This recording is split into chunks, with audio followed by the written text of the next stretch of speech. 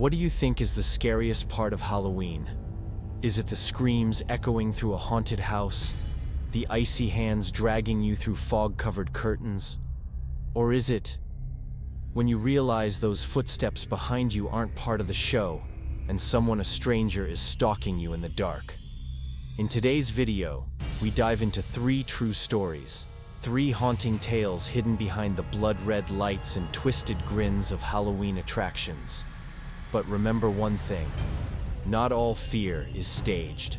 Some nightmares strike when you least expect it. Story 1. The storage room and the faceless man.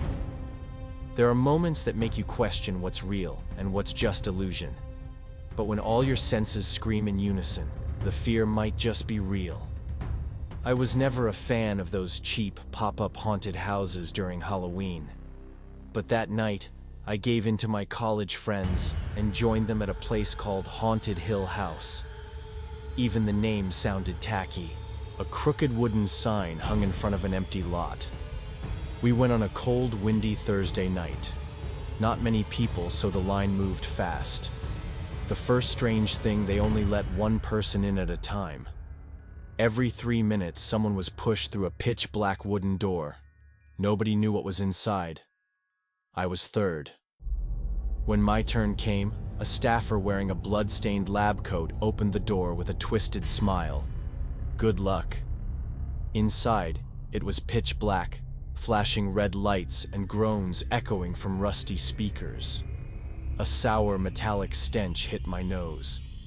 I moved through rooms filled with fake severed heads, splattered blood, and recorded screams from every direction. My heart still pounded, even knowing it was fake. I was halfway down a narrow hallway when something touched my shoulder. I spun around. In the dark stood a tall, lanky man just a few feet away. He said nothing. No mask, but his face was covered by a sheet of black fabric. I chuckled, assuming he was just a creepier than usual actor. Suddenly, he motioned for me to move forward, gently pushing me down the hallway. I followed. My footsteps echoed. I could only hear my own breathing. Then click the door behind me shut. I turned. He was gone. I stood in a cramped, musty room filled with props and cleaning equipment. I called out, "Hey, is this part of the next scene?" No answer. The lights went out. Then I felt a hand on my waist sliding around to my lower stomach. I froze. "Stop. Don't touch me." No response. I backed up into a cold, rough wall. In the dark, I fumbled for my phone flashlight, and the beam hit a black-veiled face. He stood inches away, completely still. No staff badge, no costume. Not one I'd seen before. I stammered, Who are you?" He lifted a finger to his lips, signaling shh, then tilted his head, studying me like prey. I bolted for the door. Thank God it wasn't locked. I ran like hell, yelling, "There's a stranger in here." A blood-painted actor tried to jump out, but I screamed I was attacked. "That's not one of your guys." He froze. I didn't stop running. Outside, my friends were still waiting. They were surprised I came out last. I told them everything. They laughed, until a girl posted on Facebook the next morning saying she was groped in the same hallway by a strange man. An investigation followed, but no one knew who he was. The security camera in that hallway didn't record anything that night. Some places are built to scare you, but what if the nightmares you think are staged are real? And when you scream in a room, no one can hear who answers. Would you still walk through that door if you knew something inhuman was waiting on the other side? Story 2. The face in the red room. Everyone carries a past, but some pasts never rest, and sometimes they wait for the right moment to return. I live in Fort Worth, Texas. Every year there's a massive Halloween event here, complete with a legendary haunted house. That year my friends dragged me along.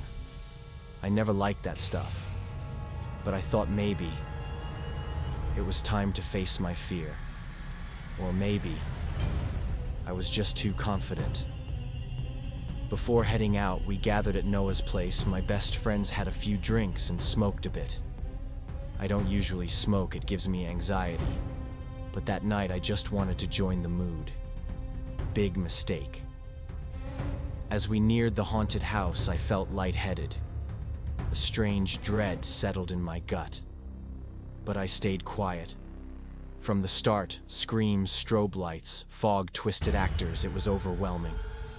Each scream pierced my brain. I felt like I was falling into a nightmare, but no one noticed. I masked it with a forced smile. We entered a blood-red lit room. At the center, a man in a bloodied suit and pointed hat was performing a manic act yelling at guests. I tried to avoid eye contact, but then I saw him. In the dark corner behind the actor, a man stood still. No costume, no mask. His face was my father's. I screamed like my soul was being crushed. Everyone froze. At first they thought I was joking. Then they saw my eyes, my face. They knew it was real. I pointed, trembling. But when they turned, he was gone. I stammered. That was my dad. It was him. My friends knew my past.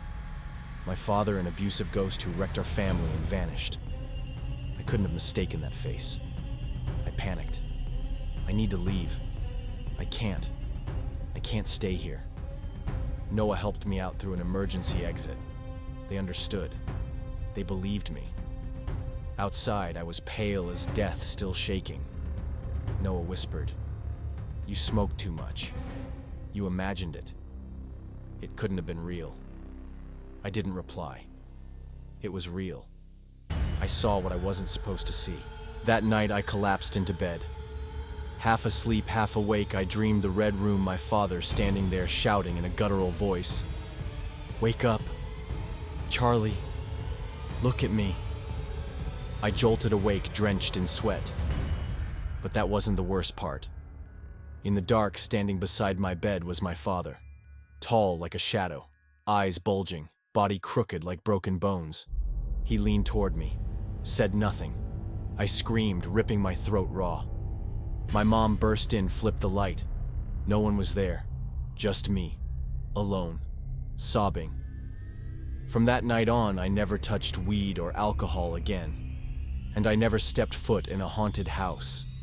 Because sometimes, places that pretend to be hell accidentally open the real gates. Story 3. The Stake in the Corn Maze. Have you ever imagined being tied up alone at night, in a maze? Laughter drifting from the shadows, footsteps getting closer. The only question is it still just an act? It was Halloween in the middle of the pandemic. I was a sophomore and thought it'd be fun to work part-time at a haunted house near town. My friend Marissa had worked there the year before and convinced me to join. After a quick interview, I got the job. My role was simple but memorable. A young woman tied to a wooden stake screaming for help in the middle of a corn maze.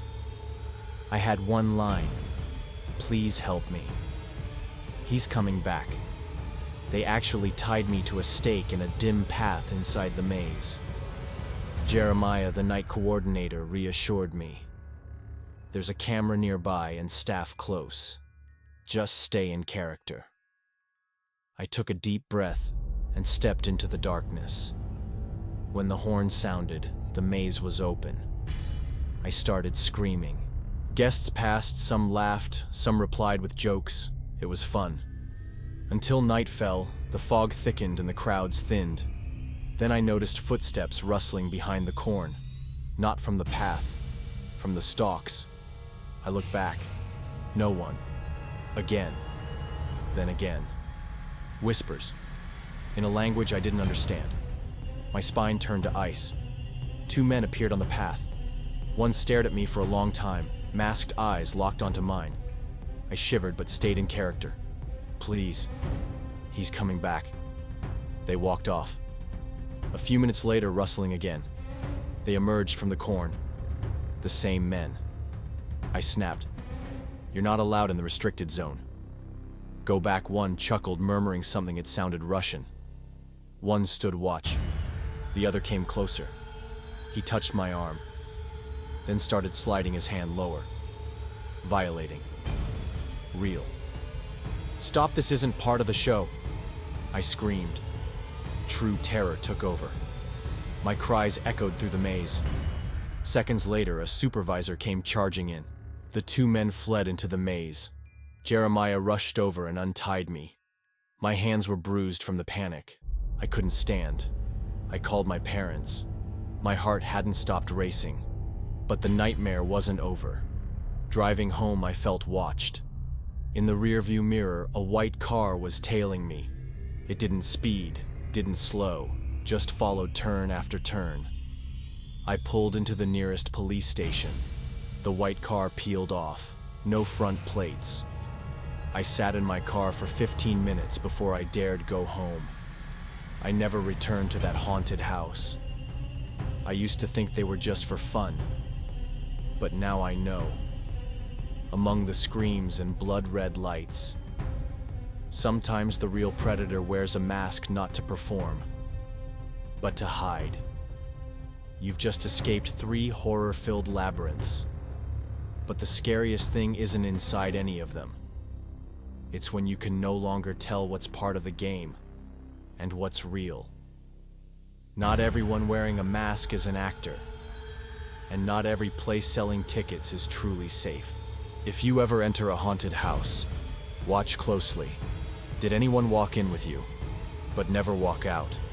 They're still in there, waiting for next Halloween.